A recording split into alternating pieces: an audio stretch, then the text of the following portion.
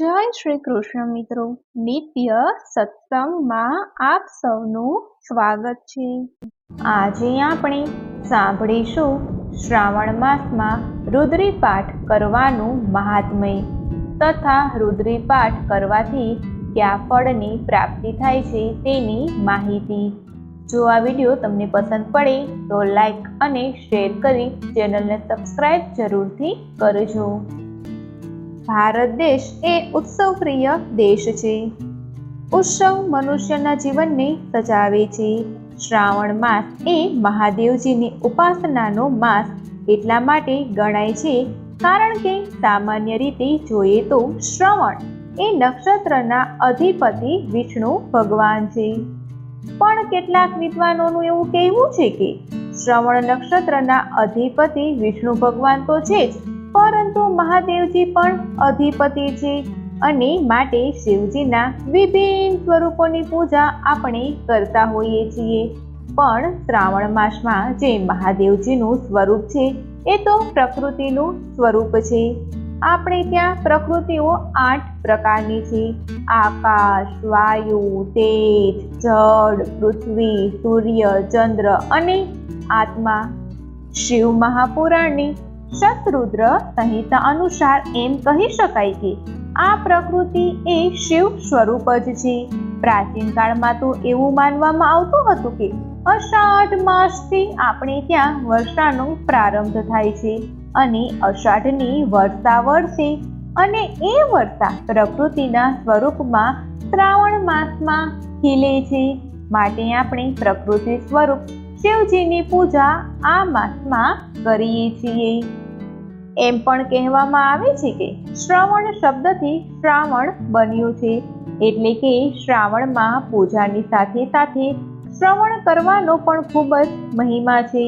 બીજું કંઈ ન થઈ શકે તો શિવ પુરાણ સાંભળવી જોઈએ, શ્રીમદ ભાગવતજીનું શ્રવણ કરવું જોઈએ અથવા કોઈ પણ શાસ્ત્ર શ્રવણ કરવા જોઈએ। શ્રાવણ મહિનામાં કોઈ પણ શાસ્ત્રનું અધ્યયન કરવામાં આવે તો તેનું અનંત ગણું ફળ મહાદેવજી આપે છે। ઘણા લોકોને પ્રશ્ન થાય કે શ્રાવણ માસમાં કયા કાર્યો કરવા જોઈએ? તો આપણે શ્રાવણ માસમાં મહાદેવજીની પૂજા તો કરીએ જ છીએ, તેની સાથે વિશેષમાં શ્રાવણ માસમાં દીપદાનનું પણ ઘણું મહત્વ છે। શક્ય હોય તો દીપદાન પણ અવશ્ય કરવું જોઈએ। શિવાલયમાં મહાદેવજીની સન્મુખ દીવો પ્રગટાવવામાં આવે તો પણ શિવજીની અત્યંત કૃપા દ્રષ્ટિ પ્રાપ્ત થાય છે। શ્રાવણ માસમાં રુદ્રી પાઠનું પણ ઘણું મહાત્મય છે। બ્રાહ્મણો તેમજ શિવ ઉપાસકો માટેનો શિવને પ્રસન્ન કરવા માટેનો ઉત્તમ પાઠ એટલે રુદ્રી। રુદ્રી વિશે કહેવાય છે કે રુદ્રાવ્યતિ ઇતિ રુદ્ર, એટલે કે રુદ્ર એટલે કે દુઃખ, અને દુઃખનું કારણ તેને જે દૂર કરે છે, નાશ કરે છે તે ભગવાન રુદ્ર છે। અને આવા શિવના રુદ્ર સ્વરૂપને પ્રસન્ન કરવા માટેની સ્તુતિ એટલે રુદ્રી। વેદોમાં રુદ્રી અંગેના જે મંત્રો છે તેને શુક્લ યજુર્વેદીય, કૃષ્ણ યજુર્વેદીય, ઋગ્વેદીય મંત્રો પણ કહે છે। હિન્દુ શાસ્ત્રમાં શુક્લ યજુર્વેદીય રુદ્ર મંત્રો વધારે પ્રચલિત છે। રુદ્રીમાં આમ તો 10 અધ્યાયો છે, પણ તેના મુખ્ય 8 અધ્યાયો હોવાથી તેને અષ્ટાધ્યાયી પણ કહેવામાં આવે છે। આ સ્તુતિમાં રુદ્રીની જે મુખ્ય 8 મૂર્તિઓ છે એ પૃથ્વી, જલ, તેજ, વાયુ, આકાશ, ચંદ્ર, સૂર્ય અને આત્મા તેના સ્વરૂપોનું વર્ણન છે। રુદ્રીના પ્રથમ અધ્યાયમાં ભગવાન ગણપતિજીની સ્તુતિ કરવામાં આવે છે તથા રુદ્રીના બીજા અધ્યાયમાં ભગવાન વિષ્ણુની સ્તુતિ કરવામાં આવે છે। રુદ્રીના ત્રીજા અધ્યાયમાં ઇન્દ્રદેવની સ્તુતિ કરવામાં આવે છે તથા ચોથા અધ્યાયમાં સૂર્યનારાયણની સ્તુતિ કરવામાં આવે છે। રુદ્રીનો 5મો અધ્યાય તે તેનું હાર્દ છે, તેમાં ભગવાન રુદ્રની સ્તુતિ છે। છઠ્ઠા અધ્યાયમાં મૃત્યુંજયની સ્તુતિ છે। રુદ્રીના 7મા અધ્યાયમાં મરુત દેવતાની સ્તુતિ છે અને રુદ્રીના 8મા અધ્યાયમાં અગ્નિ દેવતાની સ્તુતિ છે. આ ઉપરાંત નવમા અધ્યાયમાં શાંતિ ધ્યાયના 24 મંત્રો તથા વિવિધ દેવતાઓને શાંતિની પ્રાર્થના છે. અને 10મા અધ્યાયમાં સ્વસ્તિ પ્રાર્થનાના 12 મંત્રો, જેમાં સ્વસ્તિ, મંગલ, કલ્યાણ અને સુખની પ્રાર્થના કરવામાં આવે છે. 8 અધ્યાયમાં તમામ દેવતાઓની સ્તુતિ થઈ જાય છે. શિવ સર્વ દેવોમાં વ્યાપ હોય તેમજ શિવલિંગમાં સર્વ દેવોનો સમાવેશ થઈ જતો હોય તો શિવલિંગ પર અભિષેક કરતા આ 8 અધ્યાય બોલી શકાય છે. 5મા અધ્યાય કે જેને આ સ્તુતિનો મુખ્ય ભાગ કહેવામાં આવે છે, તેમાં 66 મંત્ર છે. 1 થી 4 અધ્યાય, ત્યારબાદ 5મા અધ્યાયનું 11 વખત પાઠ કરવામાં આવે અને ત્યારબાદ 6 થી 8 અધ્યાયનું પઠન કરવામાં આવે તો તે એક રુદ્રી થઈ ગણાય.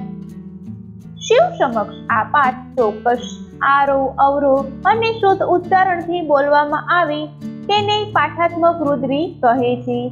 આ પઠનની સાથોસાથ શિવલિંગ પર જળ, દૂધ, પંચામૃત, ફળોના રસ, અનાજ તથા અન્ય દ્રવ્યોનો પણ અભિષેક ચાલુ રાખવો જોઈએ તો તેને રુદ્રાભિષેક કહેવામાં આવે છે. અને આ રીતે યજ્ઞ જો કરતા હોય તો તેને હોમાત્મક રુદ્રી થઈ ગણાય. બીજી બાજુ જો ષડંગ ગ્રંથમાં 5મા અને 8મા અધ્યાયને નમક ચમક પાઠ વિધિ સાથે 11 વાર કરવામાં આવે તો તેને એકાદશીની રુદ્રી પાઠ કહેવામાં આવે છે. 5મા અધ્યાયમાં નમઃ શબ્દનો ઘણો પ્રયોગ થયો છે. આ ઉપરાંત 8મા અધ્યાયમાં ચમે શબ્દનો પ્રયોગ થયો છે. આથી આ બંને અધ્યાયને સાથે સંપુટ લેવાની પદ્ધતિને નમક ચમક કહે છે. એકાદશી રુદ્રીના 11 પાઠને લઘુ રુદ્ર કહેવામાં આવે છે તથા લઘુ રુદ્રીના 11 પાઠને મહારુદ્રી કહેવામાં આવે છે અને મહારુદ્રીના 11 પાઠને અતિરુદ્રી કહેવામાં આવે છે. અતિરુદ્રીના 1 પાઠ કરવાથી બાળકોના રોગ મટે છે તથા રુદ્રીના 3 પાઠથી મુશ્કેલીઓમાંથી મુક્તિ મળે છે. રુદ્રીના 5 પાઠ કરવાથી ગ્રહોની પીડામાંથી મુક્તિ મળે છે. રુદ્રીના 11 પાઠ કરવાથી ધન લાભ તથા રાજકીય લાભ મળે છે. રુદ્રીના 33 પાઠ કરવાથી ઈચ્છાઓ પૂર્તિ થાય છે તથા શત્રુઓનો નાશ થાય છે. રુદ્રીના 99 પાઠ કરવાથી પુત્ર, પૌત્ર, ધન, ધાન્ય, ધર્મ, અર્થ તથા મોક્ષની પ્રાપ્તિ થાય છે. રુદ્રાભિષેક એ શિવ આરાધનાની સર્વશ્રેષ્ઠ રીત છે, કેમ કે વૈદિક મંત્રોના શ્રવણ અને મંદિરની ઉર્જાથી સાધક તન્મય થઈ જતો હોય તો સાધકમાં શિવ તત્વનો ઉદય થાય જ છે.